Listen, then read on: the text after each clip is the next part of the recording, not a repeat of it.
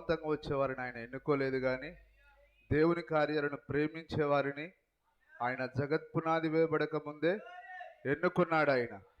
హల్లెలూయా. మరి ఈరోజు ఆదివారం వచ్చింది, తప్పదా, వెళ్ళాల్సిందేనా అని ఎవరైతే విసుగుదల చూపిస్తారో వారు పరలోక యాత్రకు సిద్ధంగా లేరని మన ప్రవక్త అన్నాడు. హల్లెలూయా. మరి ఆ ఇజ్రాయేలు కూడా అంతే. ఆ పాత నిబంధన కాలంలో వారు దారిలో సణిగారు, విసుగుదల చెందారు. ఎవరైతే ఆ విధంగా సణిగారో విసుగుదల చెందారో దేవుడు వారందరినీ అరణ్యంలోనే నాశనం చేశాడు ఆయన. కాబట్టి విసుగుదల అనేది మిమ్మల్ని నాశనం చేస్తుంది. ఈరోజు నువ్వు తప్పకుండా దేవుణ్ణి నువ్వు ప్రేమిస్తూ ఆయన సన్నిధికి రావాలి.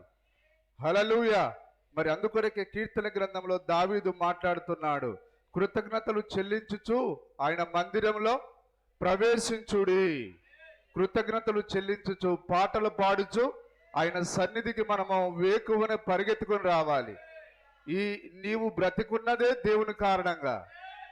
నిన్ను బ్రతికించింది వేరే వేరే పనులు చేసుకోవడానికి బ్రతికేట్లేడు ఆయన. హల్లెలూయా. దేవుని నామానికి మహిమ కలుగును గాక. పెందలకడ లేవాలి. దావీదు అన్నాడు, ఆయన రాజైనా సరే నేను వేకువనే లేచేదను, వేకువనే నీకు కృతజ్ఞత అర్పణలు చెల్లించేదను అన్నాడు ఆయన. నిజమేనా? Praise the Lord. హల్లెలూయా. మరి మనము ఏది చేసినా దేవుని యొక్క నామ ఘనత మహిమార్థమై చేయాలి. ఏది చేసినా సరే. నిజమేనా? పౌలు గారు రాస్తున్నాడా, మీరు మాట చేత గాని క్రియ చేత గాని ఏది చేసినా గాని ఆయన నామంలో ఆయనకు మహిమ కొరకై చేయమని చెప్పాడు ఆయన. మరి ఆ విధంగా నువ్వు ఒక తీర్మానాన్ని, గట్టి తీర్మానాన్ని కలిగి ఉన్నప్పుడు నిన్ను ఏ దయ్యం కూడా గలిబిలి చేయదు. దేవుని నామానికి స్తుతి కలుగును గాక. మరి కాలేబు యెహోషువలు ఏ విధంగా ఒక గట్టి తీర్మానాన్ని కలిగి ఉన్నారో, మోసే ఎందులో ఉంటే అందులో మనం ఉందాం. మిగతా 20 లక్షల మంది తిరుగుబాటు చేసిన కాలేబు యెహోషువ మాత్రం మోసే ప్రతి మాటతో వారు అంగీకరించి ఉన్నారు. హల్లెలూయా.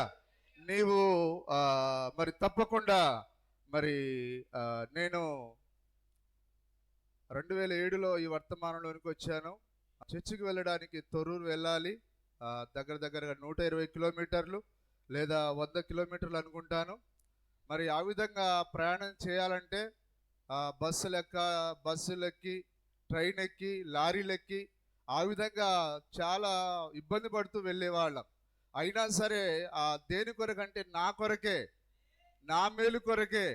నేను దేవుని ప్రేమిస్తే నేను ఏమి ఎక్కానేది ముఖ్యం కాదు, అక్కడ దేవుని యొక్క సన్నిధికి వెళ్ళానా లేదనేది ప్రాముఖ్యమైన కార్యమై ఉన్నది. దేవుని నామానికి స్తుతి కలుగును గాక. అందుకొరకే ఇదంతా ఇబ్బంది అవుతుందని చెప్పి నేను నా కుటుంబంతో చర్చికి వెళ్ళడానికి అప్పు చేసైనా సరే లోన్ పెట్టి కారు తీసుకున్నాను. హల్లెలూయా. మరి ఆ విధంగా నేను దేవుని సన్నిధిని ప్రేమించాను. హల్లెలూయా. మరి ఆ విధంగా మనము మనకున్నదంతా దేవుని సన్నిధికి రావడానికే మనం ఉపయోగించాలి. ఎందుకు? మన జీవితం అంతటా దేవుని యొక్క కృపై ఉన్నది. మనకున్న సొమ్మునంతా అమ్మి ఇప్పుడు దేని కొరకు చేయాలి మనం? నిజమేనా? ఒక పొలంలో ముత్యాలు ఉన్నప్పుడు ఒక వ్యక్తి, వ్యాపారి ఏం చేస్తాడు? తనకున్నదంతా అమ్మి ఆ పొలాన్ని కొంటాడని ఉంది.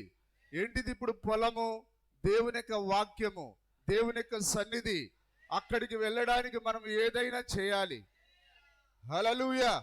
మరి అదేవిధంగా సోదరుడు జాన్ గారు కూడా అప్పుల పాల్లో ఉన్నాడు ఆయన. అయినా సరే ఆయన కుటుంబంతో రావడానికి ఒక వ్యాన్ తీసుకున్నాడు. హల్లెలూయా. మరి ఈరోజు మనకు ఎకరాల భూమి ఉన్న దేవుడు వాళ్ళని ఏమి మెచ్చుకోడు ఆయన.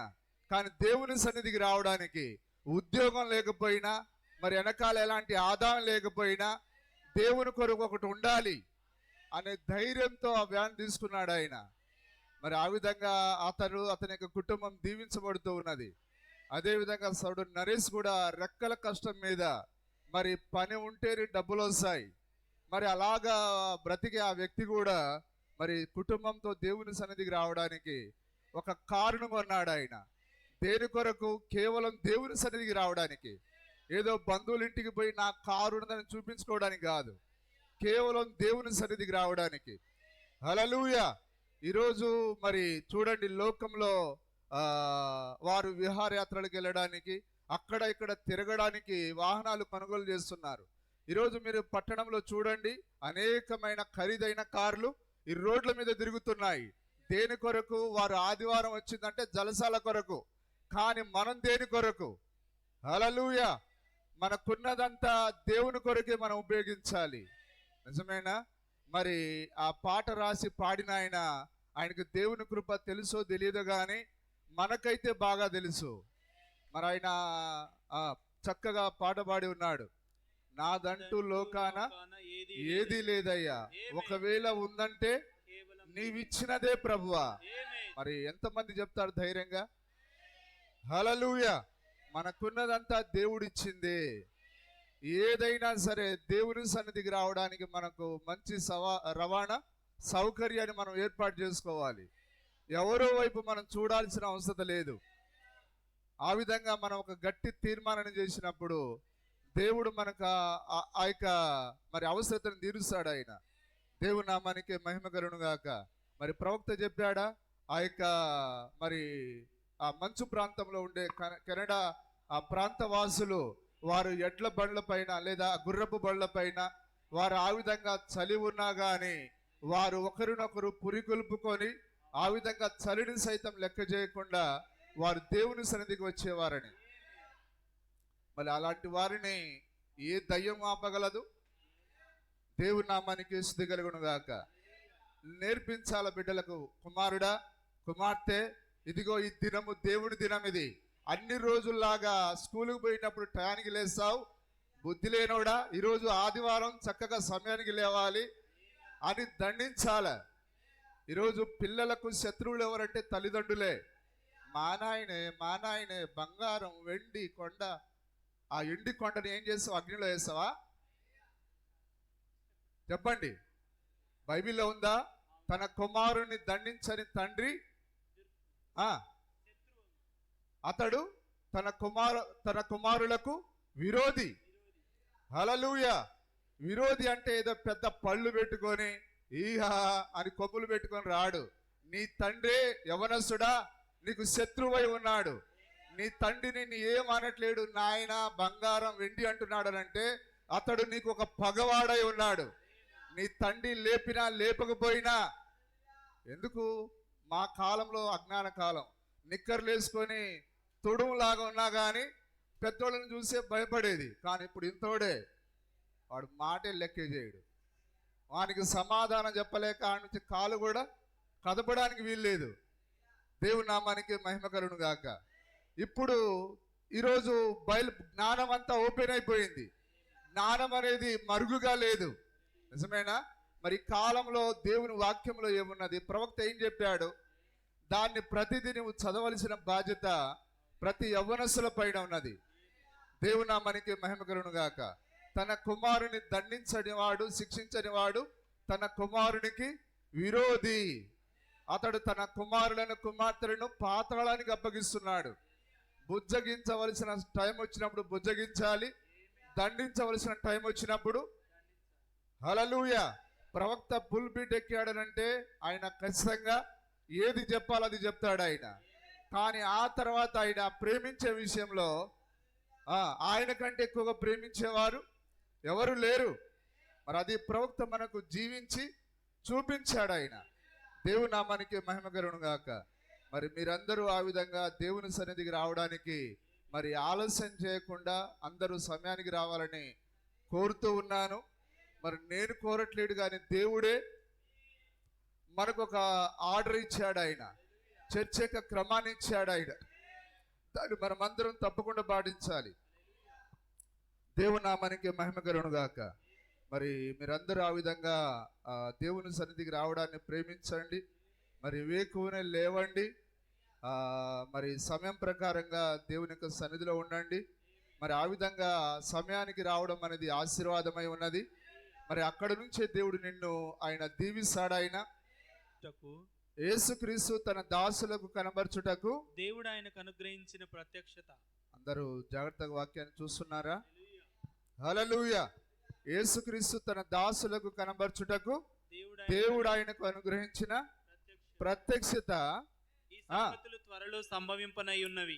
ఈ సంగతులు త్వరలో సంభవింపనై ఉన్నవి. ఆయన తన దూత ద్వారా వర్తమానం పంపి తన దాసుడైన యోహానుకు వాటిని సూచించెను.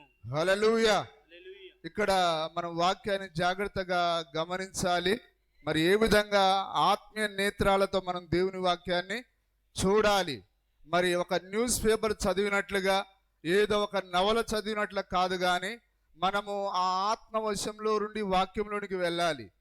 నిజమేనా? దేవుని యొక్క వాక్యాన్ని రాసింది ఎవరు? పరిశుద్ధాత్ముడి వాక్యాన్ని రాసి ఉన్నాడు. కాబట్టి పరిశుద్ధాత్మ రాసిన వాక్యాన్ని తిరిగి నీవు అందులోనికి వెళ్ళాలంటే దేవుడు మరి దీన్ని ఒక తాళపు చెవిని కలిగి ఉన్నాడు. ఆయన వాక్యంలోనికి చదివే వారందరూ మరి చదవగలిగిన వారు ఎవరైనా చదువుతారు, కానీ ఆ వాక్యం యొక్క నిజార్థాన్ని ఇచ్చేది ఎవరు? పరిశుద్ధాత్ముడే ఇవ్వాలి. ఎందుకంటే ఈ వాక్యాన్ని రాసింది పరిశుద్ధాత్ముడై ఉన్నాడు. కాబట్టి వాక్యం యొక్క ఆ ప్రత్యక్షత దేవుని యొక్క ఆత్మ నుండి మనకు రావాలి. సీమోను బరియోనా, నీవు ధన్యుడవు, పరలోకమందు నా తండ్రి నీకు ఈ ప్రత్యక్షతను ఇచ్చాడు. నిజమేనా? రక్త మాంసంలో నీకు ప్రత్యక్షతను ఇవ్వలేదు. ఒకసారి ఆ మాటను చదువుతారా? 16వ అధ్యాయం 13వ వచనం, మత్తయి సువార్త. అందుకు యేసు, సీమోను బరియోనా, నీవు ధన్యుడవు. బయలుపరిచిన గాని. అందరు జాగ్రత్త వింటున్నారా? ఇప్పుడు తండ్రి అంటే ఎవరు? ఆత్మ. నేను నా తండ్రి పరలోకమందున తండ్రి అంటే ఆత్మ. హల్లెలూయా. సీమోను బరియోనా, నీవు ధన్యుడవు. ఎవరు ధన్యులు? ఆత్మ నుంచి బయలుపాటును పొందినవారు, ఆత్మ నుంచి ప్రత్యక్షతను పొందినవారు. మరి పేతురుకి బయలుపాటు మనుషుల దగ్గర నుంచి రావట్లేదు, కానీ ఎక్కడి నుంచి వచ్చింది? ఆ తండ్రి యొద్ద నుంచి ప్రత్యక్షత వచ్చింది. ఆత్మ సన్నిధిలో నుంచి ప్రత్యక్షత వచ్చి ఉన్నది. నమ్ముతున్నారు అందరూ? కాబట్టి బైబిల్ గ్రంథం అనేది రాజకీయ నాయకులకు అర్థం కాదు, మత నాయకులకు అర్థం కాదు, 120 సార్లు చదివిన వారికి అర్థం కాదు. హల్లెలూయా. అది అర్థం కావాలంటే నువ్వు ముందుగా నిర్ణయించబడి ఉండాలి. ఆత్మలో ముందుగా ఎవరైతే నిర్ణయించబడ్డారో దేవుడు వారికే ప్రత్యక్షతను ఇస్తాడు. ఆయన ఉన్నారందరూ? ఆత్మ సన్నిధిలో ఉన్నారా?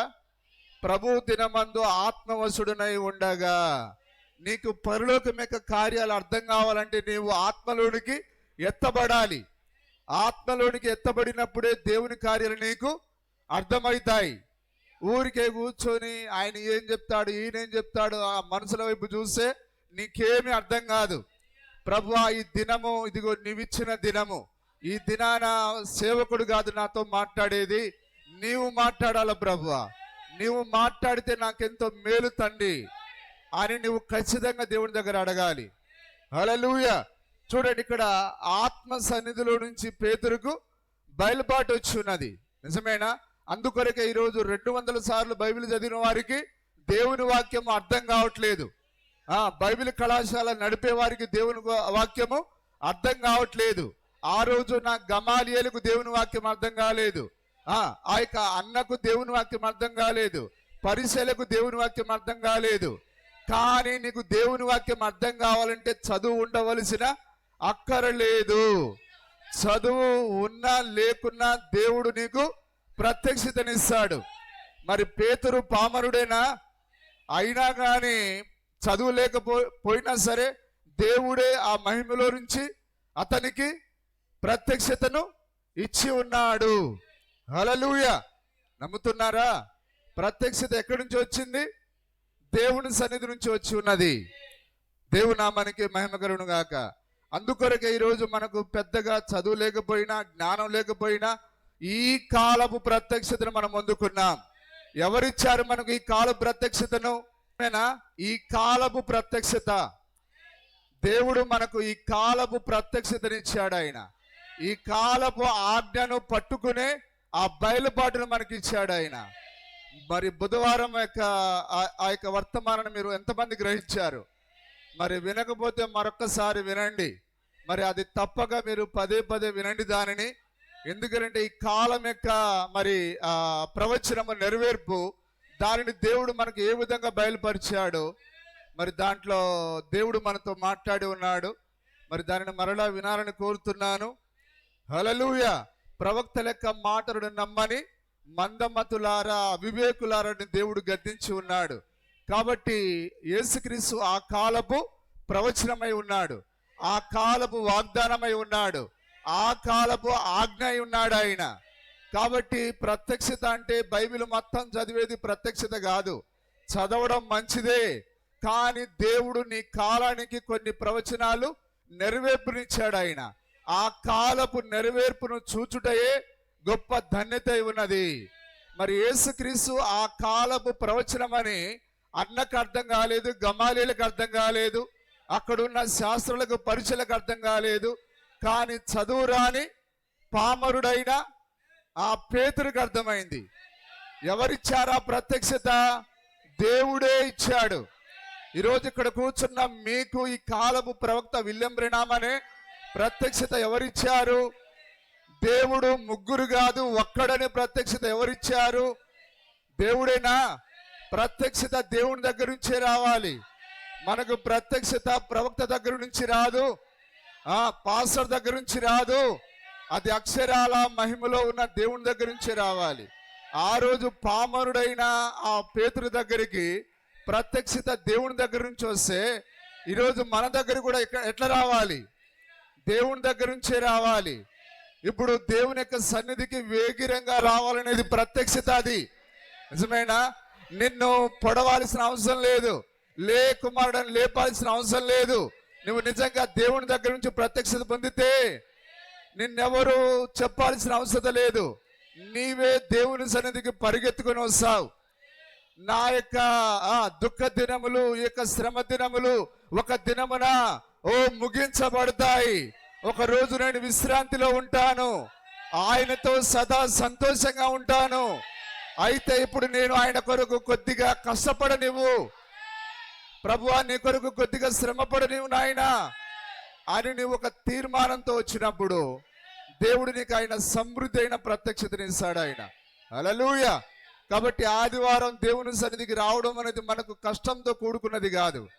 దేవుడే మనల్ని ఎంతో ప్రేమించి, నిజమేనా, ఆయన తన ముందు ఉంచబడిన ఆనందం కొరకై ఆయన సిలువను ఆయన మోసాడు. ఆయన ఎవరు? ఆయన ముందుంచబడిన సంతోషం, ఆయన భార్య, ఆయన వధువు, ఆయన వధువే ఆయన సంతోషం. నిజమేనా? ఆ రోజు ఆయన ఆ యొక్క ఏదేనులో సమస్తాన్ని సృజించాడు, కానీ ఆయనకు సంతోషం లేదు. కానీ ఎప్పుడైతే తన పోలికలో ఆదామును చేశాడో, ఇది మంచిదని చూశాడు ఆయన. తనతో సావాసం చేసే ఒక జీవి, హల్లెలూయా, ఆ యొక్క సావాసం చేసే ఆ యొక్క విమోచన పుస్తకంలో ఉన్న ఆయన యొక్క వధువును పోగొట్టుకున్నాడు ఆయన. మరలా ఆమెను తిరిగి వెనక్కి తీసుకొని రావడం ఆయనకు సంతోషకరమైన కార్యం. నీ గురించి సెలవును మోయడం ఆయనకు సంతోషకరమైన వార్త అయితే, నీవు ఆయన కొరకు దేవుని సన్నిధికి రావడం సంతోషకరమైన వార్త కాదా? ఏమనంటే ఏమండి లేవండి అనంటే భార్యకి వెళ్ళి గుర్రగా చూస్తావు. ఏరా కొవ్వు కింద భర్త లేపితే ఈరోజు కూడా చర్చికి పోవాలండి. అవునండి, లేకపోతే గండి పడుతుంది ఆడ. నిజమేనా? లోతు భార్యను జ్ఞాపకం చేసుకునుడి అన్నాడు ఆయన. లోతు భార్య ఏం చేసింది?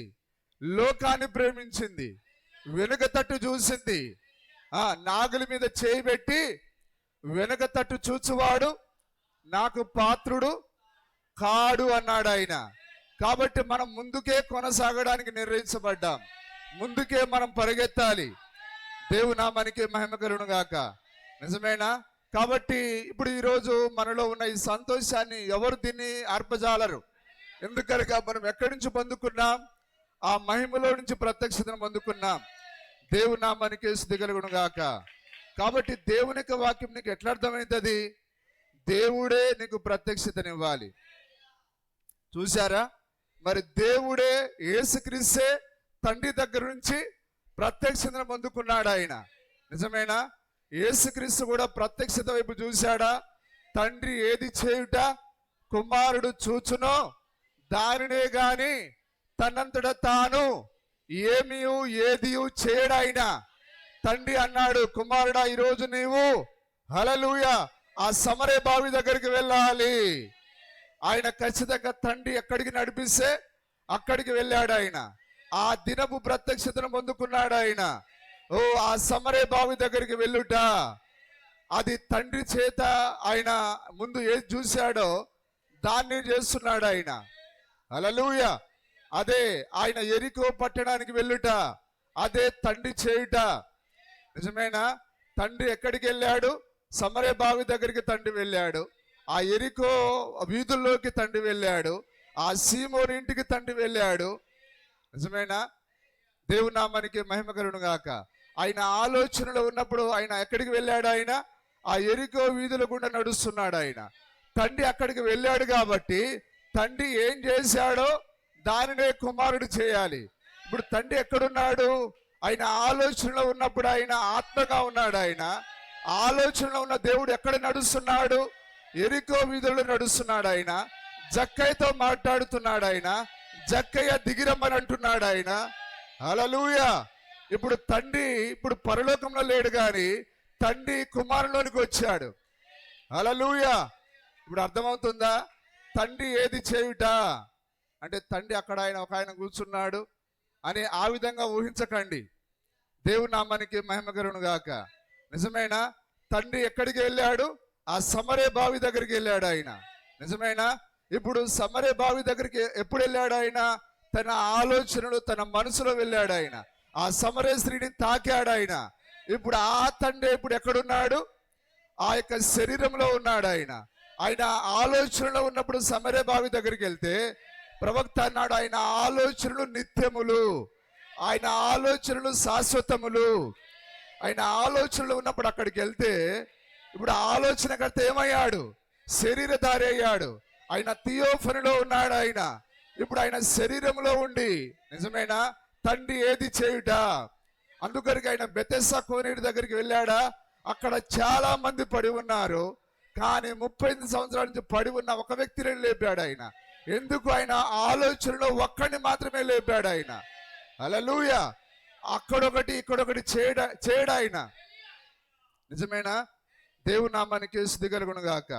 చూడండి ఆ మాటను ఒకసారి చదువుతారా? యోహాను సువార్త 8వ అధ్యాయము 17 నుంచి కొన్ని వచనాలు చదవండి. యోహాను సువార్త 8వ అధ్యాయం. మనుషులు సాక్ష్యం సత్యమని ఆ మీ ధర్మశాస్త్రంలో వ్రాయబడి ఉన్నది కదా. రాయబడి ఉన్నది కదా.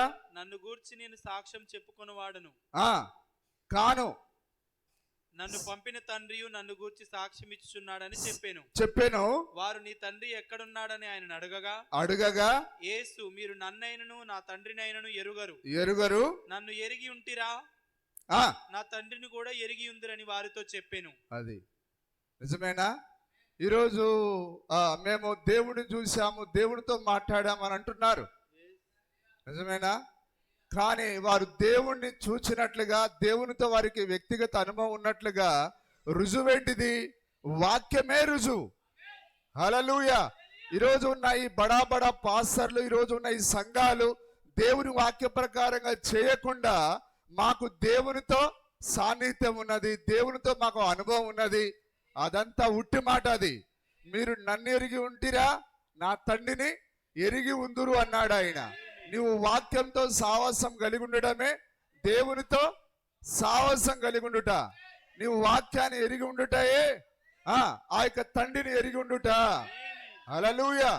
నీవు వాక్యాన్ని ఎరగకుండా నీవు దేవుని ఎరగలేవు. వాక్యం అనగా అక్షర రూపంలో ఉన్న దేవుడు. వాక్యం అనగా అక్షర రూపంలో ఉన్న దేవుడు. ఇప్పుడు దేవుడు ఏ విధంగా ఉన్నాడు? అక్షర రూపంలో ఉన్నాడు ఆయన. నువ్వు వాక్యాన్ని సమీపించినప్పుడు దేవుణ్ణే సమీపిస్తున్నావు. హల్లెలూయా. ఇప్పుడు నిత్య జీవం ఎక్కడున్నది? లేఖనముల యందు. వాక్యమందు. ఎందుకు? వాక్యమే నిత్య జీవమై ఉన్నాడు, వాక్యమే దేవుడై ఉన్నాడు. హల్లెలూయా. చూసారా? వాక్యాన్ని జాగ్రత్త గ్రహిస్తున్నారా? చదవండి సార్. నన్ను ఎరిగి ఉంటిరా, నా తండ్రిని కూడా ఎరిగి ఉందిరని వారితో చెప్పాను. ఆయన దేవాలయంలో బోధించుండగా కానుక పెట్టే ఉన్న చోట ఈ మాటలు చెప్పాను. సరే, 5వ అధ్యాయం సార్. సారీ, 5వ అధ్యాయం 18. ఆయన విశ్రాంతి దినాచారం మీరుట మాత్రమే కాక దేవుడు తన సొంత తండ్రి అని చెప్పి చదవండి. తను దేవునితో సమానునిగా చేసుకొనెను గనుక ఇందు నిమిత్తమును యూదులు ఆయనను చంపవలెనని మరీ ఎక్కువగా ప్రయత్నం చేసిరి. కాబట్టి యేసు వారికి ఇట్లు ప్రత్యుత్తరం ఇచ్చెను. తండ్రి ఏది చేయుట కుమారుడు చూచెనో. చూసారా? తండ్రి ఏది చేయుట కుమారుడు చూచునో అదే కాని తనంతట తాను ఏదియు చేయనేరడు. ఇప్పుడు ఆయన విశ్రాంతి దినాన ఒక అతనిని బాగు చేసి ఉన్నాడు. ఇప్పుడు ఆయన తనంతట తాను బాగు చేయలేదు, కానీ ఆ విధంగా బాగు చేయటం ముందే జరిగిపోయిన కార్యం అది. ఆయన తన ఆలోచనలు ఏం చేశాడో ఇప్పుడు ఆయన అదే చేస్తున్నాడు. ఆయన చేసేది ఆ శరీరం కాదు, కానీ ఆ శరీరంలో ఉన్న దేవుడు, ఆత్మ. హల్లెలూయా. ఆ యొక్క స్వస్థతనిచ్చింది ఎవరు? ఆ శరీరంలో ఉన్న దేవుడై ఉన్నాడు. అందుకొరకు ఏమంటున్నాడు ఆయన? తండ్రి ఏది చేయుట కుమారుడు చూచునో అదే కాని తనంతట తాను ఏదియు చేయనేరడు. హల్లెలూయా. ఆయన వేటిని చేయునో వాటినే కుమారుడును. చూసారా? జాగ్రత్త గమనిస్తున్నారా? చూడండి. ఆ యొక్క ఆంధ్రేయుని పిలుచుట, ఆ యొక్క పేతురుని పిలుచుట ఎవరు పిలిచింది? తండ్రే పిలిచాడు వారిని. హల్లెలూయా. అందుకొరకే వారు యేసుక్రీస్తు దగ్గరికి వచ్చి ఉన్నారు. యేసుక్రీస్తు ఎవరు? ఆయన తండ్రి యొక్క రూపం, అది తండ్రి యొక్క దేహం అది. హల్లెలూయా. తండ్రి వేటిని చేయునో వాటిని కుమారుడును అలాగనే చేయును. దేవుని నామానికి మహిమ కలుగును గాక. ఇప్పుడు తండ్రి ఎక్కడికి వెళ్ళాడు? ఆయన ఆ సమరయ బావి దగ్గరికి వెళ్ళాడు. ఆయన ఆ తండ్రి ఎరికో వీధిలోనికి వెళ్ళాడు. ఆయన ఆ జక్కైని దిగిరమ్మని చెప్పాడు. ఆయన తండ్రి అక్కడ చేస్తే ఇప్పుడు దాన్నే ఆయన శరీరంలో ఉండి ఇప్పుడు దాన్నే చేస్తున్నాడు. ఆయన అందరు గ్రహిస్తున్నారా? దేవుని నామానికి స్తుతి కలుగును గాక. మరి ఇవన్నీ దేవుని యొక్క ఆలోచనలో ముందే జరిగిపోయిన కార్యాలు. హల్లెలూయా. మరి ఈ కార్యాలు మీరు తప్పకుండా పట్టుకోవాలని కోరుతున్నాను. ఈ వాక్యము మరి దొరక్క ఎందరో మరి సందేహంలో ఉండి తమ జీవితాలను నాశనం చేసుకుంటున్నారు. అయితే దేవుడు తనను తాను మనకు బయలుపరుచుకుంటున్నాడు. ఆయన మరి అన్నపారముల చేత కలుగు క్షామం కాదు, కానీ యెహోవా వాక్యమును వినకపోవటం వలన కలుగు క్షామముగా ఉండును అన్నాడు ఆయన. ఇప్పుడు ఇది ప్రపంచమంతటా మరి వస్త్రాలకు కరువు లేదు, త్రాగేదానికి కరువు లేదు, నిజమేనా? తిండికి కరువు లేదు. సమృద్ధిగా మటన్ తింటున్నారు, చికెన్ తింటున్నారు, సమృద్ధిగా ఈ భౌతిక సంబంధమైనది దొరుకుతూ ఉన్నది. కానీ ఒకటి మాత్రం కరువు ఉన్నది. ప్రపంచవ్యాప్తంగా ఒక కరువు ఉన్నది. ఏలియా కాలంలో ఒక కరువు ఉన్నట్టుగా ఏలియా కాలంలో భౌతిక సంబంధమైన కరువు ఉన్నది. కానీ మన కాలం కూడా ఏలియా కాలమే. ఇది ఈ కాలంలో ఆత్మ సంబంధమైన కరువు. ఆ యొక్క భౌతిక సంబంధమైన కరువులలో ఒక స్త్రీని పోషించాడు ఆయన. అదే విధంగా ఈ రోజు కూడా ఒక స్త్రీని పోషిస్తున్నాడు ఆయన. ఏ కరువు లేకుండా సమృద్ధిగా ఆమె పోషించబడుతూ ఉన్నది. ఎందుకు? ఆమె తనకున్నదంతా ఏలియాకి ఇచ్చింది. నిజమేనా? ఈ కరువు తీరేంత వరకు ఆమెకు ఎలాంటి లోటు రాదు. ఆత్మ సంబంధంగా భౌతికంగా ఆమెకు ఎలాంటి లోటు రాదు. నిజమేనా? ఎందుకు మనకి ఈరోజు ఆత్మ సంబంధమైన కరువు లేదనంటే ఈరోజు మనం ఏలియా వర్తమానంతో మనం ఉన్నాం. ఎందుకు ఆ సారెపాత విధవరాలకు ఆ కరువు రాలేదు చెప్పండి? ఆమె ఏలియా వర్తమానంతో ఉన్నది. ఈమె కూడా ఏలియా వర్తమానంతో ఉన్నదా? దేవుని నామానికి స్తుతి కలుగును గాక. హల్లెలూయా.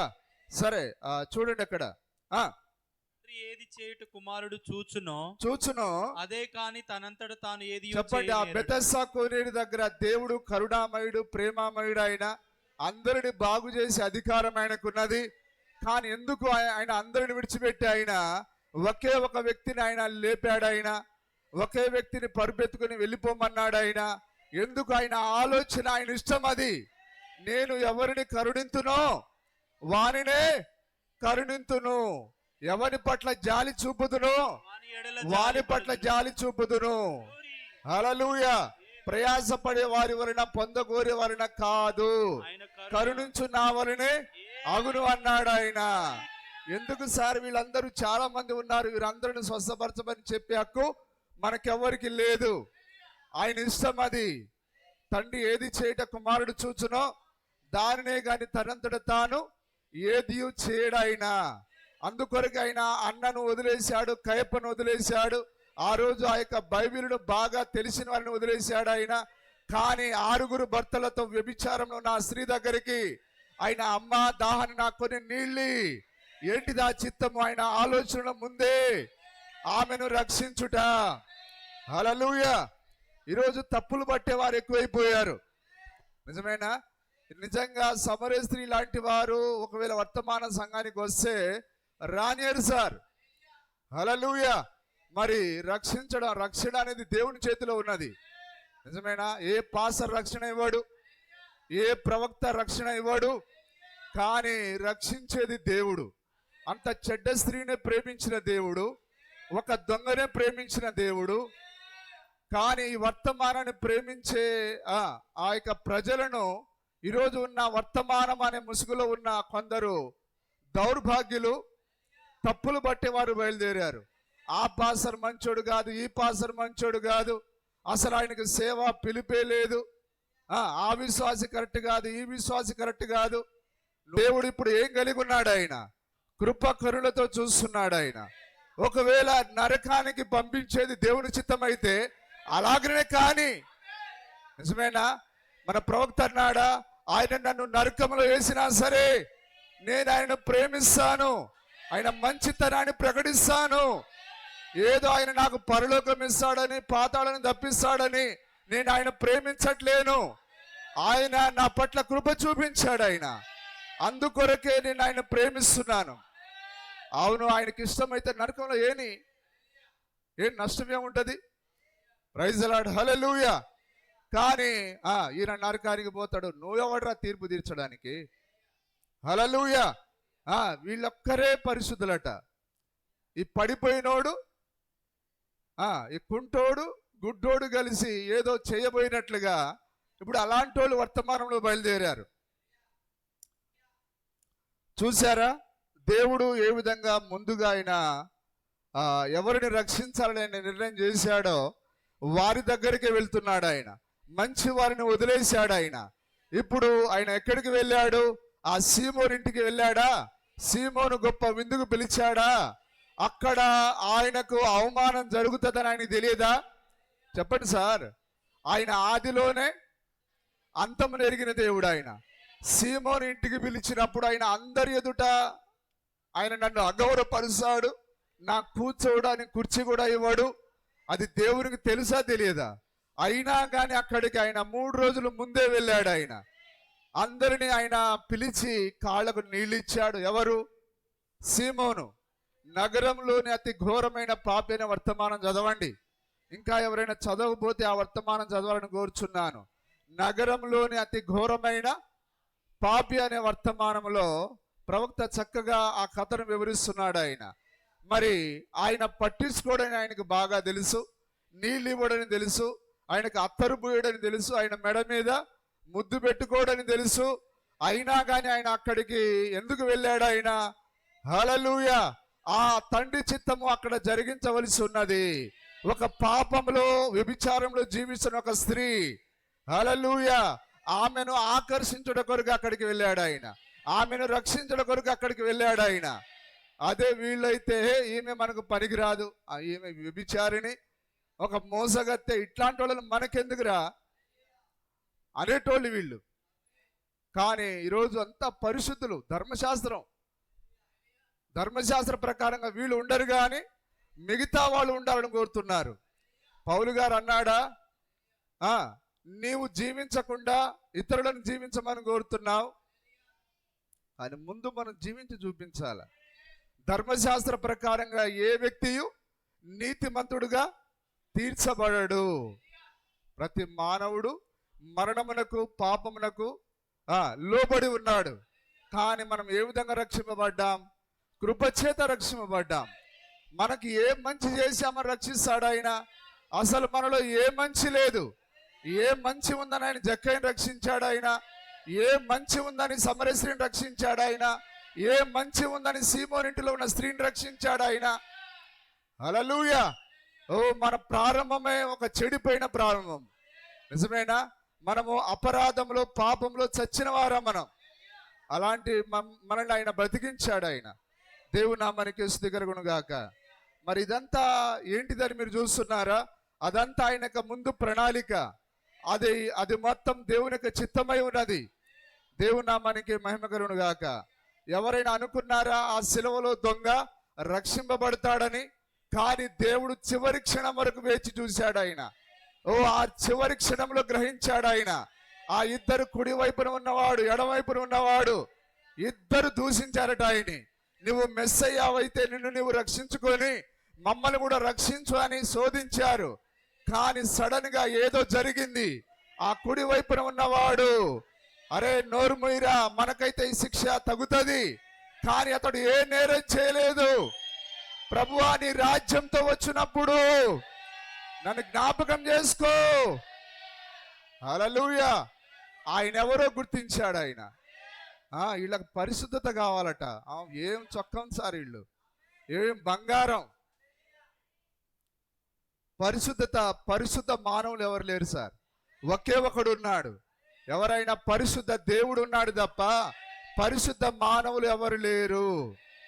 దేవుని నామానికి మహిమ కలుగును గాక. ఆ యొక్క కన్యక మరి అయినా సరే ఆమె కూడా పాపములో జన్మించిన స్త్రీ. నిజమేనా?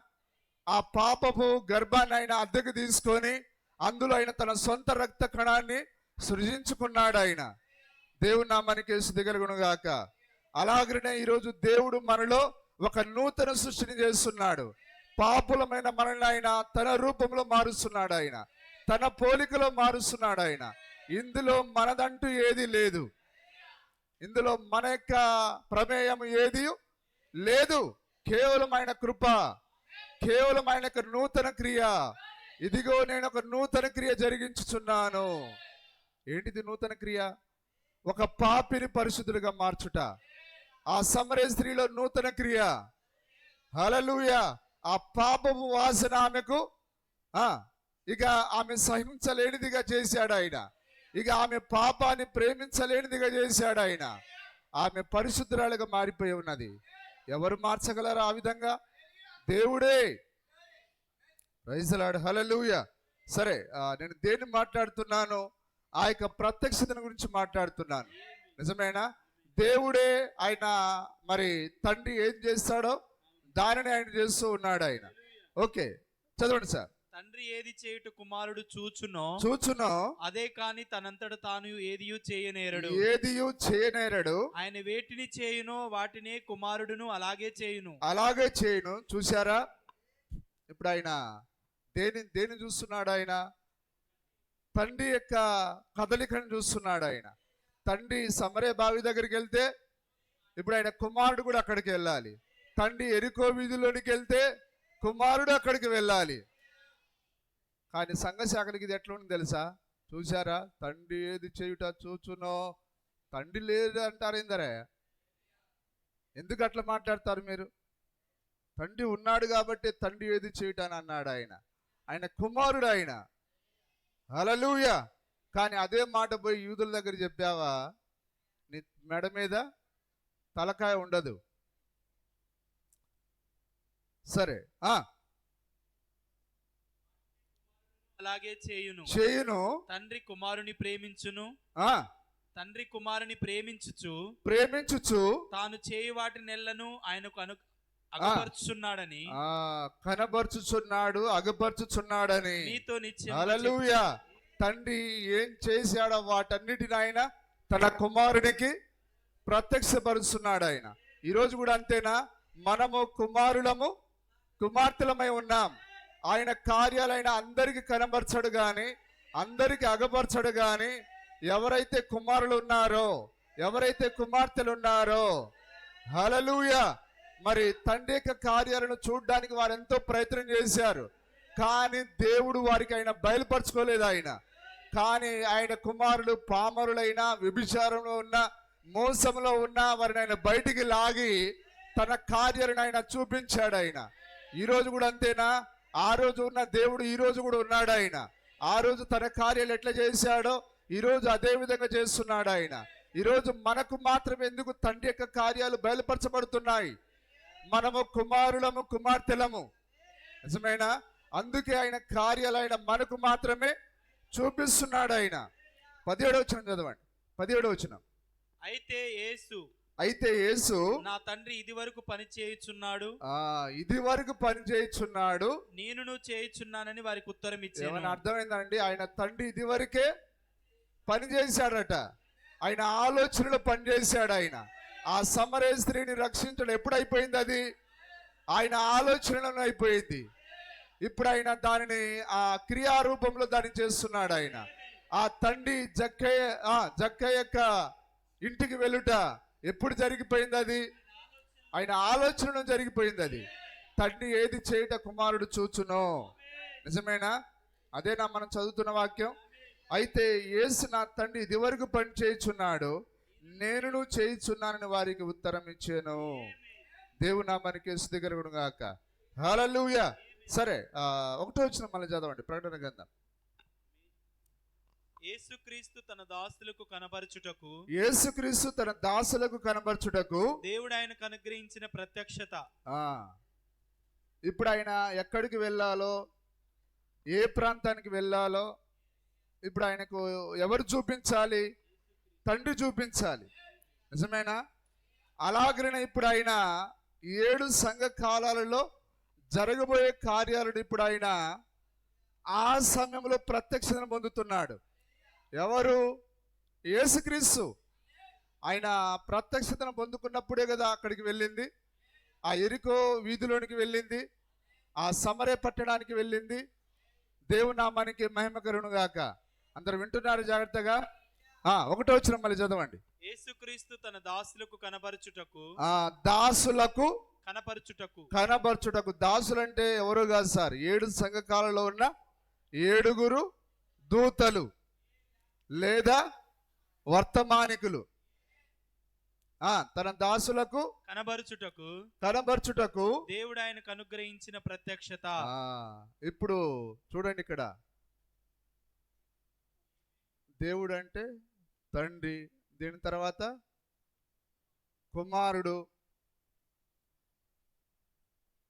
ఇప్పుడు కుమారుడు లేదా యేసుక్రీస్తు ఎక్కడి నుంచి ప్రత్యక్షతను పొందుతున్నాడు? తండ్రి దగ్గర నుంచి. నిజమేనా? దేవుడు యేసుక్రీస్తుకు అనుగ్రహించిన ప్రత్యక్షత. ఇప్పుడు ఈ కుమారుడు ఏం చేయాలి? ప్రత్యక్షతను తీసుకొని ఆయన తన దాసులకు కనబరచాలి. హల్లెలూయా. ఇప్పుడు తండ్రి ఇచ్చిన రక్షణను కుమారుడు ఎవరికి ఇచ్చాడు? ఆ సమరయ స్త్రీకి ఇచ్చాడు. ఆయన ఆ జక్కయ్యకి ఇచ్చాడు. ఆయన ఆ సీమోనింటిలో ఉన్న స్త్రీకి ఇచ్చాడు. ఆయన అలాగనే ఇప్పుడు ఈ కుమారుడు ప్రత్యక్షతను పొందుతున్నాడు. ఆయన దాని కాలం వచ్చినప్పుడే తండ్రి కనబరుస్తాడు. దాని యొక్క ప్రత్యక్షత ముందు బయలుపరచడు, దాని తర్వాత బయలుపరచడు. ఆయన దాని సమయంలోనే ఆ ప్రత్యక్షతను తన దాసులకు కనబరుస్తాడు. ఆయన ఏ సమయంలో ఆ బయలుపరచాలని దేవుడు తన మనసులో అనుకున్నాడో ఆ సమయంలోనే బయలుపరుస్తాడు. ఆయన హల్లెలూయా. దేవుని నామానికి మహిమ కలుగును గాక. మరి ఇది ఏ సమయమై ఉండాలి? నిజమేనా? మరి దేవుడు లేదా ఆ కుమారుడు ఆ ప్రత్యక్షం తీసుకొని ఇప్పుడు ఆయన తన దాసులకు బయలుపరచాలి. ఎంతమంది దాసులు? ఇళ్ళు 7. హల్లెలూయా. ఇప్పుడు దాని సమయం వచ్చినప్పుడు ఆయన పౌలు గారికి బయలుపరిచాడు. ఆయన హల్లెలూయా. దాని యొక్క సమయం వచ్చినప్పుడు ఆయన ఐరేనియస్కి ఆయన బయలుపరిచి ఉన్నాడు. ఆయన దేవుని నామానికి మహిమ కలుగును గాక. మీకు తెలుసా ఆ యొక్క మార్టిన్ లూథర్ క్యాథలిక్ బిషప్. ఆయన మార్టిన్ లూథర్ ఎవరు? Catholic bishop. ఆ చర్చిలో ఆయన సేవ చేస్తున్నాడు బిషప్ గా. ఆయన పూజలు, ఆ తంత్రాలు, మంత్రాలు అన్ని చేసేవాడు. ఆయన బిషప్ గాని ఆయన జీవితం ముగించబడేది. కానీ ఆయన దేవుని యొక్క ముందు చిత్తంలో ఉన్నాడు. ఆయన ఒకరోజు దేవుని యొక్క ఆత్మ అతని పైకి వచ్చినప్పుడు ఆయన తన చేతిలో ఉన్న ఆ పళ్ళాన్ని, సమస్త దండలను ఆయన విడిచిపెట్టేసి బైబిల్ చదవడం మొదలు పెట్టాడు. ఎందుకు? ఆ యొక్క మార్టిన్ లూథర్కు దానికంటే ముందు రాలేదు బయలుపాటు. ఎందుకు దాని తర్వాత ఆయనకు రాదు? అది ఆ మార్టిన్ లూథర్కు ప్రత్యక్షతనిచ్చుట ఆ సమయమై ఉన్నది. అప్పుడు ఆయన వాటన్నిటిని, ఆ బల్లాలన్నింటినీ కూలద్రోసి ఆయన బైబిల్ గ్రంథాన్ని చదివి 95 తప్పులు రాసి ఆయన ఆ క్యాథలిక్ చర్చి గోడకు అతికిచ్చి ప్రజలారా బయటికి రండి పిలిచాడు ఆయన. హల్లెలూయా. చూడండి, దాని యొక్క సమయంలో మార్టిన్ లూథర్ ప్రత్యక్షతను పొంది ఉన్నాడు. నిజమేనా?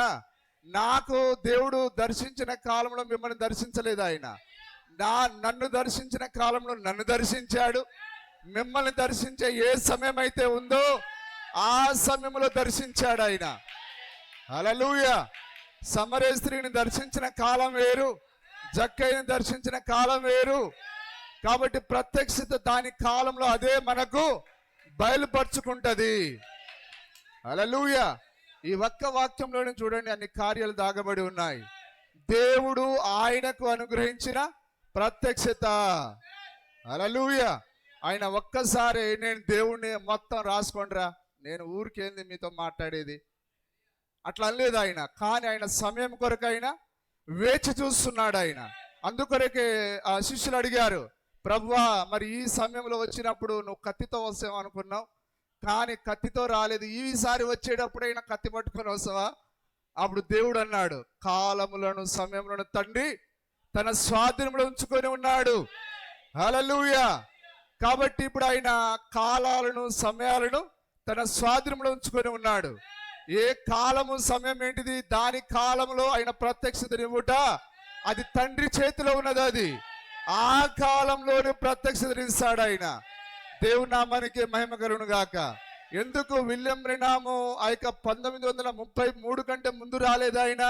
ఎందుకంటే 33 నుండి ఆయన ప్రత్యక్షతను పొందుకున్నాడు. దేవుని సేవకుడిగా నిర్ణయించబడ్డాడు ఆయన.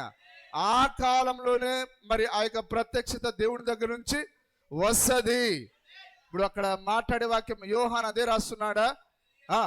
దేవుడు తన దాసులకు కనబరుచుటకు దేవుడు ఆయనకు అనుగ్రహించిన ప్రత్యక్షత. ఇప్పుడు తండ్రి ప్రత్యక్షత ఎవరికి ఇవ్వాలి? కుమారుడికి ఇవ్వాలి. కుమారుడు ఆ ప్రత్యక్షతను ఆ కాలపు దూతలకు ఇవ్వాలి ఆయన. అందుకొరకే పౌలు గారిని ఆయన పేతురుడు పిలిచినప్పుడు పిలవలేదా ఆయన? ఆంధ్రేయుడు పిలిచినప్పుడు పిలవలేదా ఆయన? ఉన్నారా? హల్లెలూయా. మరి ఫిలిప్పును పిలిచినప్పుడు ఆయన పిలవలేదా ఆయన? కానీ పౌలు కొరకు ఒక సమయం ఉన్నది. హల్లెలూయా.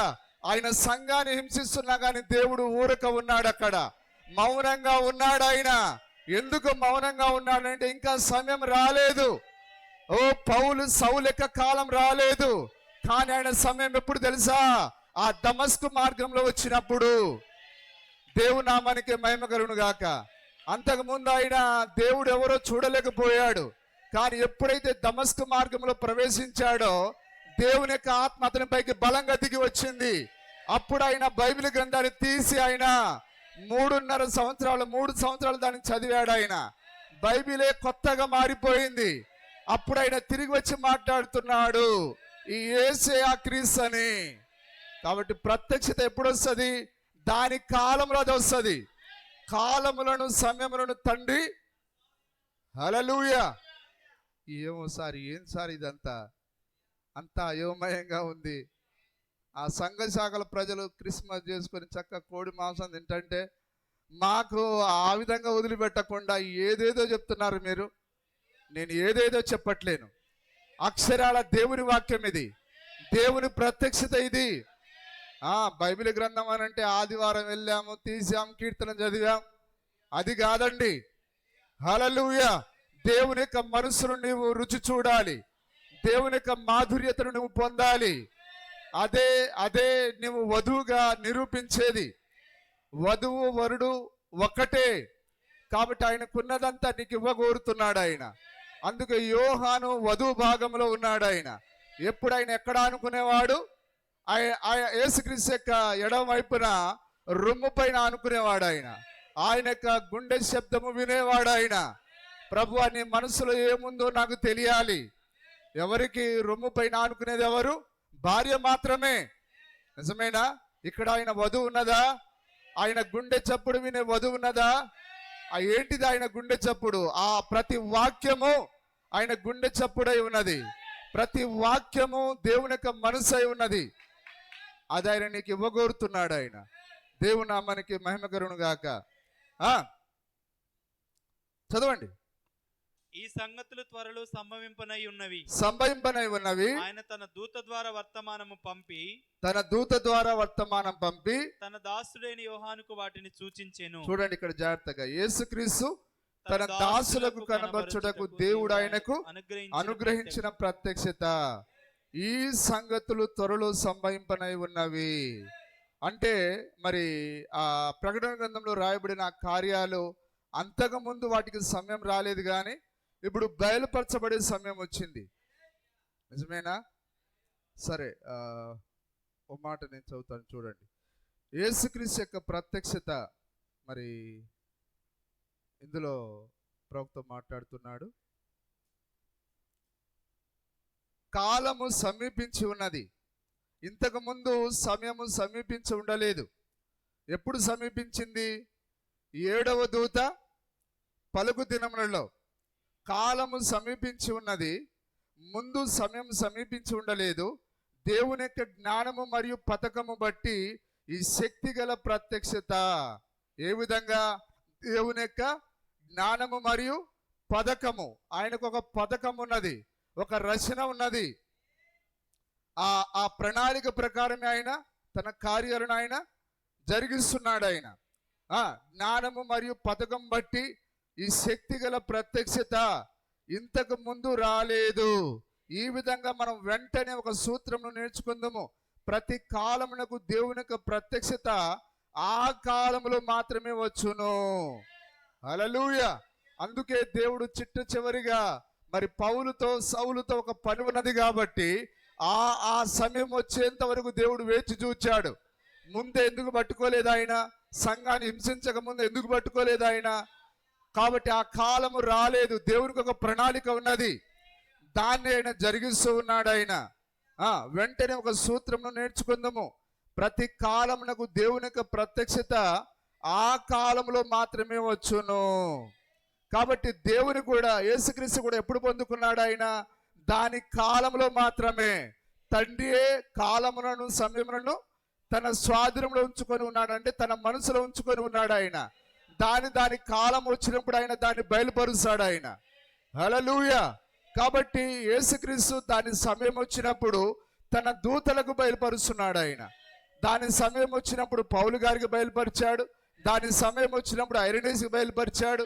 దాని సమయం వచ్చినప్పుడు మార్టిన్కి బయలుపరిచాడు. దాని సమయం వచ్చినప్పుడు కొలంబాకు బయలుపరిచాడు. దాని సమయం వచ్చినప్పుడు మార్టిన్ లూథర్కి బయలుపరిచాడు. దాని సమయం వచ్చినప్పుడు జాన్ వెస్లీకి బయలుపరిచాడు. దాని సమయం వచ్చినప్పుడు ఆయన విలియం బ్రెనామ్కి బయలుపరిచాడు ఆయన. హల్లెలూయా. కాలము సమయం ఉన్నదా? దేవుని నామానికి మహిమ కలుగును గాక. చూడండి, ప్రతి కాలమునకు దేవుని యొక్క ప్రత్యక్షత ఆ కాలంలో మాత్రమే వచ్చును. ఆ ప్రత్యేక కాలంలో మాత్రమే వచ్చును. నిజమేనా? హల్లెలూయా. మరి మనకెందుకు చాలా సంవత్సరాల ముందు మనకి వర్తమానం రాలేదు? మనకొక కాలాన్ని నిర్ణయించాడు ఆయన. నిజమేనా? మరి దేవుడు తడువులాడి ఆయనను మరి పట్టుకుందురని వెదుకుదురని దేవుడు ఒక నిర్ణయ కాలాన్ని నిర్ణయించి ఉన్నాడట. మరి ఆ నిర్ణయ కాలం ఇదే. దేవుని నామానికి మహిమ కలుగును గాక. ఆ ప్రత్యేక కాలంలో మాత్రమే వచ్చును. ఇజ్రాయెల్ యొక్క చరిత్రను చూడండి. దేవుని యొక్క ప్రత్యక్షత మోసేకు ఒక ప్రత్యేక కాలంలో మాత్రమే దొరికేను. హల్లెలూయా. ఇప్పుడు ఆయన ప్రత్యక్షత రానప్పుడు ఏమనుకున్నాడంటే, నేను బాగా జిమ్ బాడీ నాది, ఒకే ఒక దెబ్బతో ఇట గుద్ది ఇట తిప్పాననుకో మెడ నరాలన్నీ చిట్లిపోతాయి, అక్కడికక్కడే అందరిని ఖతం చేయాలనుకున్నాడు. కానీ అది ప్రత్యక్షత లేని కార్యం. అది ఖండ బలంతో, గుండె బలంతో, లేకపోతే తెలివితో దేవుని కార్యాలను ఏ మనిషి చేయలేడు. దేవుడు మానవ జ్ఞానాన్ని వాడుకోడు ఆయన. హల్లెలూయా. ముగ్గురు దేవుళ్ళని ప్రకటించి ఆయన, అదిరా మా తండ్రి గారికి ఇచ్చిన బయలుపాటు. అవునవును, మీ తండ్రి సాతాను కూడా నవ్వుతాడు. ఖర్చు పెట్టుకొని కాదు, చెద్దరు పెట్టుకొని నవ్వుతాడు. ముగ్గురని నమ్మే నీ తండ్రి. హల్లెలూయా.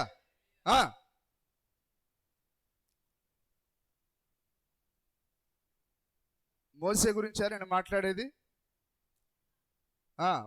ప్రత్యక్షత మోసేకు ఒక ప్రత్యేక కాలంలో మాత్రమే దొరికేను.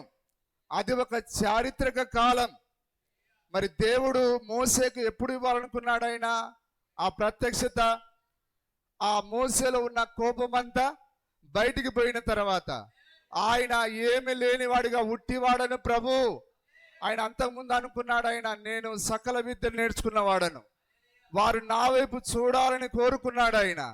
కానీ చివరికి అదంతా వెళ్ళిపోయేసరికి, ప్రభు నన్ను వదిలేయండి, నేను పోలేను ప్రభు, ఆ కర్ర పాముగా మారిన మళ్ళీ డౌట్ వస్తుంది. అప్పుడే వారు నమ్మలేదు. మళ్ళీ నేను వద్దు సార్, నేను పోను, నేను నత్తోండి అని అన్నాడు ఆయన. నత్తివాడు అయితే మీ అన్న లేడా? ఆయన నీకు అనువాదకుడుగా ఉంటాడు. హల్లెలూయా. నిన్ను ఎప్పుడు వాడుకోవాలో దేవునికి బాగా తెలుసు. హల్లెలూయా. నీవు దాక్కోవడానికి ప్రయత్నం చేసినా, పారిపోయినా, నీవు నినివే పట్టడానికి పోకుండా తర్షీసుకు పారిపోయినా, నిన్ను ఏ విధంగా ముక్కు గాలం వేసి లాగాలో ఆయనకు బాగా తెలుసు. హల్లెలూయా. నువ్వు ఎన్ని లెక్కలేస్తున్నావో, ఏమేం చేస్తున్నావో దేవునికి సమస్తమును తెలుసు. నిన్న ఆయన తన ముందు ఎన్నికలు ఎన్నుకొని ఉంటే నిన్న ఆయన ఏమాత్రం పోగొట్టుకోడు. ఆయన నా చేతిలో నుంచి వాటిని ఎవరును అపహరింపలేడు, నా గొర్రెలు నా స్వరమినును. Praise the Lord. హల్లెలూయా. నిజమేనా? కాబట్టి దేవుడు మోసేని ఆయన చూస్తూనే ఉన్నాడు. ఆయన ఇజ్రాయెల్ ప్రజలు ఒక పక్క బాధపడుతున్నారని చెప్పి దేవుడు తొందరపడేవాడు కాడాయన. హల్లెలూయా. కాబట్టి మోసేకైనా ఆ 40 సంవత్సరాల తర్బీదు, సిప్పోరా ద్వారా 40 సంవత్సరాల తర్బీదు తర్వాత ఆయన మోసే దగ్గరికి వెళ్ళాడు. ఆయన నిజమేనా? మోసేకు ఒక ప్రత్యేక కాలంలో మాత్రమే దొరికాను. అది ఒక చారిత్రక కాలం. ప్రజలు దేవునికి మొరబెట్టినప్పుడు మరింత ప్రత్యేకంగా వచ్చినది. యేసే స్వయంగా కాలం సంపూర్ణమైనప్పుడు వచ్చాను. యేసు కూడా ఎప్పుడు వచ్చాడు? ఎప్పుడైతే ఎదురా పోయేది అని చెప్పి ఆయన అట్లా అడ్డగోలుగా రాలేదు. ఆయన కాలము సంపూర్ణమైనప్పుడు ఆయన ఆ తగిన కాలంలో వచ్చాడు. ఆయన నిజమేనా? ఆ కాలం ఎప్పుడు రావాలో తండ్రి తన మనసులో దాన్ని ఉంచుకొని ఉన్నాడు. ఆయన వాళ్ళు అడిగారు, ప్రభువా నీ రాకడ దినం ఏంటిది, నువ్వు ఏ రోజు వస్తావు, ఏ సంవత్సరం వస్తావు, మాకు చెప్పమని అంటే, అందుకొరకు ఆయన అది కుమారుని కూడా తెలియదు అన్నాడు. ఆయన కుమారుని దాని అర్థం వాక్యం. ఆయన తన మనసులోనే పెట్టుకున్నాడు, కానీ దాన్ని ఆయన మాట రూపంలో బయటికి చెప్పలేదు. ఆయన కానీ ఈరోజు ఉన్న సంఘ శాఖలుగా కుమారుని కూడా తెలియదట్రా అంటే యేసు ప్రభుకు తెలియదని అర్థం. యేసు ప్రభుకు తెలియదా? యేసు ప్రభు తన మనసులో దానిని పెట్టుకొని ఉన్నాడు. ఆయన ఎప్పుడు రావాలో ఆయనకు తెలుసు బాగా. ఒక శుభోదయాన ఏ రోజు వస్తాడో మనకు తెలియదు, కానీ ఒక మంచి శుభోదయాన 6-9 మధ్యలో ఆయన తన వధువును ఎత్తుకొని పోతాడు. ఆయన హల్లెలూయా. దేవుని నామానికి మహిమ కలుగును గాక. ప్రత్యక్షత మోసేకు ఒక ప్రత్యేక కాలంలో మాత్రమే దొరికెను. అది ఒక చారిత్రక కాలము. ప్రజలు దేవునికి మొరబెట్టినప్పుడు మరింత ప్రత్యేకంగా వచ్చినది. యేసు స్వయంగా కాలం సంపూర్ణమైనప్పుడు ఆయన శరీరధారిగా వచ్చాను. ఆయన దేవత్వం యొక్క సంపూర్ణ ప్రత్యక్షత ఉన్నాడు. ఈ కాలంలో లవోదిక దేవుని యొక్క ప్రత్యక్షత తగిన సమయంలో వచ్చును. లవోదికలో ఉన్న దూతకు గాని ఆ కాల ప్రజలకు గాని అది ఆ ప్రత్యక్షత ఎప్పుడు వస్తుంది? దేవుని యొక్క ప్రత్యక్షత తగిన సమయంలో వచ్చును. హల్లెలూయా. దాన్ని ఇక్కడ మనం చూస్తున్నాం. తన దేవుడు యేసుక్రీస్తు తన దాసులకు కనబరచుటకు దేవుడు ఆయనకు అనుగ్రహించిన ప్రత్యక్షత. మరి యేసుక్రీస్తు తన దాసులకు కనబరచడానికి ప్రత్యక్షత ఆయన ఎక్కడి నుంచి పొందుకున్నాడు? ఆయన తండ్రి దగ్గర నుంచి. నిజమేనా? హల్లెలూయా. దేవుని నామానికి మహిమ కలుగును గాక.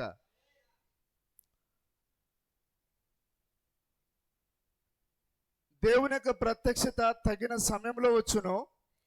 అది తప్పిపోదు. అది నిర్ణయ కాలమునకు ముందు రాదు. చూసారా? అది దేవుడు నిర్ణయించిన కాలానికి ముందు రాదది. దీనిని ఆలోచించము మరియు జాగ్రత్త పడము. ఎందుకనగా నేడు మనం అంత్యకాలంలో ఉన్నాము. ఇప్పుడు మనం ఎక్కడ ఉన్నాం? దేవుని యొక్క ప్రతి ప్రత్యక్షత మనకు ఆయన బయలుపరిచాడు. ఆయన 7 ముద్రలు ఇవ్వబడ్డాయి. దేవుని నామానికి మహిమ కలుగును గాక. హల్లెలూయా. అందరూ వాక్యాన్ని గ్రహిస్తున్నారా? వాక్యాన్ని అందరూ చక్కగా మరి అర్థం చేసుకోరండి. ఇంకొద్దిగా మనం ముందుకు వెళ్దాం.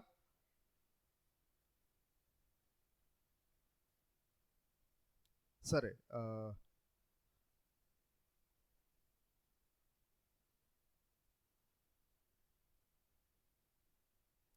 మార్కు సువార్త 8వ అధ్యాయము 18వ వచనం ఒకసారి చూడండి. మీరు కన్నులుండి చూడరా, చెవులుండి వినరా, జ్ఞాపకం చేసుకొనరా? నేను ఆ 5,000 మందికి 5 రొట్టెలు విరిచి పంచిపెట్టినప్పుడు మీరు ముక్కలు ఎన్ని గంపల నిండా ఎత్తితిరని. ఇప్పుడు మనం దేని చూస్తున్నాం? యేసుక్రీస్తు తన దాసులకు కనబర్చుటకు దేవుడు ఆయనకు అనుగ్రహించిన ప్రత్యక్షత.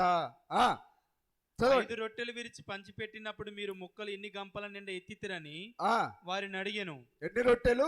5 రొట్టెలు. 5 రొట్టెలు. ఇప్పుడు ఆయన 5 అనేది ఏంటిది? 5 అనేది కృప, విశ్వాసమై ఉన్నది. నిజమేనా? హల్లెలూయా. 5 అనేది కృపై ఉన్నది. 5 అనేది యేసుక్రీస్తు అయి ఉన్నాడు. ఆయన సంపూర్ణతై ఉన్నాడు. 5 గంపల నిండా ఎత్తితిరని వారిని అడిగాను. వారు 12 అని ఆయనతో చెప్పిరి. అది కాబట్టి ఇప్పుడు దేవుడు ఏం చేశాడు? ఆ యొక్క 5ను 12 గంపలలో ఆయన భద్రపరిచాడు. ఆయన 5 అనగా విశ్వాసము, విశ్వాసం అనగా ప్రత్యక్షత, అదే కృప, అదే యేసుక్రీస్తు. ఆయన తనను తాను ఆయన ఎవరిలో కుమ్మరించుకున్నాడు? ఆయన 12 మంది అపోస్తలులు ఆయన కుమ్మరించుకున్నాడు. ఆయన అన్నాడా, తండ్రి ఇదిగో వీరు నీ వాక్యాన్ని గైకొని ఉన్నారు. ఒకసారి చదవండి. యోహాను సువార్త 17వ అధ్యాయం 6వ వచనం ఒకసారి చదవండి. మరి ఇవన్నీ మీరు పట్టుకోవాలని కోరుతున్నాను. లోకము నుండి నీవు నాకు అనుగ్రహించిన మనుషులకు నీ నామమును ప్రత్యక్ష పరిచితిని వారు నీ వారై ఉండిరి. నీవు వారిని నాకు అనుగ్రహించితివి. నీవు వారిని నాకు అనుగ్రహించితివి. వారు నీ వాక్యము గైకొని ఉన్నారు. అది ఇప్పుడు ఆయన 12 గంపల నిండా వారు ఆహారాన్ని ఎత్తారట. అంటే ఇప్పుడు ఆ 12 గంపలు ఎవరి గురించి మాట్లాడుతున్నాడు? ఆయన ఆ 12 మంది అపోస్తలుల గురించి మాట్లాడుతున్నాడు. ఆయన ఇప్పుడు విశ్వాసం నీకు ఎక్కడి నుంచి రావాలి? ఆ యొక్క అపోస్తలుల బోధ నుంచే నీకు రావాలి. ఆ 12 గంపల్లోదే నువ్వు తీసుకోవాలి. హల్లెలూయా.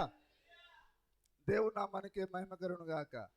కానీ ఈరోజు మేము దేవుని సేవకులము, దేవుని యొక్క పరిచారకులము అని చెప్పుకొని ఆ గంపలలో ఆహారం కాకుండా వారికి ఇష్టం వచ్చిన ఆ గంపలో ఆహారం తీసుకొచ్చి మేము దేవుని సేవ చేస్తున్నామని అంటున్నారు. కానీ అక్షరాల అది తప్పు ప్రత్యక్షత ఉన్నది. ప్రత్యక్ష పరిచితిని వారు నీవారై ఉండిరి. నీవు వారిని నాకు అనుగ్రహించితివి. వారు నీ వాక్యము గైకొని ఉన్నారు. నీవు నాకు అనుగ్రహించిన మాటలు నేను వారికి ఇచ్చి ఉన్నాను. అది ఇప్పుడు ఆయన ఎక్కడ పెట్టాడు తన విశ్వాసాన్ని? ఆ 12 గంపల్లో పెట్టాడు ఆయన. కానీ ఈరోజు ఆయన దాసులు ఎవరో, ఆ 12 గంపలు ఏమిటో ఈరోజు లోకానికి కానీ సంఘ శాఖలకు ఏమాత్రం తెలియదు. నిజమేనా? ఆ తర్వాత మరి ఈ మార్క్స్ వార్త 8:19-20 వచనాలు చదవండి. నేను 5,000 మందికి 5 రొట్టెలు విరిచి పంచిపెట్టినప్పుడు మీరు ముక్కలు ఎన్ని గంపల నిండా ఎత్తితిరని వారిని అడిగాను. వారు 12 అని ఆయనతో చెప్పిరి. 12 అని ఆయనతో చెప్పిరి. ఆ 4,000 మందికి 7 రొట్టెలు నేను విరిచి పంచిపెట్టినప్పుడు ముక్కలు ఎన్ని గంపల నిండా ఎత్తితిరని ఆయన వారిని అడగగా వారు 7 అనిరి. హల్లెలూయా. ఎన్ని రొట్టెలు? దేవుని నామానికి మహిమ కలుగును గాక. ఇప్పుడు అపోస్తలుల పరిచర్య అయిపోయిన తర్వాత ఆయన ఇప్పుడు 7 వర్తమానికులను కలిగి ఉన్నాడు ఆయన. నిజమేనా? 7 రొట్టెలు, కొన్ని చిన్న చేపలు, అదేనా అక్కడ చెప్పబడి ఉన్నది.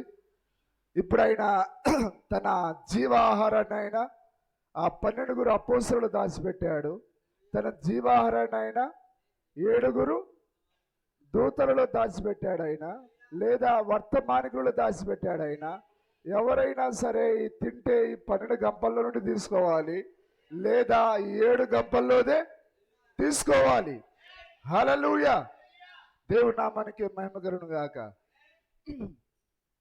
మరి గొంతులో ఫ్లమ్ పట్టేసింది. సరే, మీరు అర్థం చేసుకోవడానికి ప్రయత్నం చేయాలని కోరుచున్నాను. ఇంకిందికి చదవండి, మనం ప్రకటన గ్రంథంలోకి వెళ్దాం.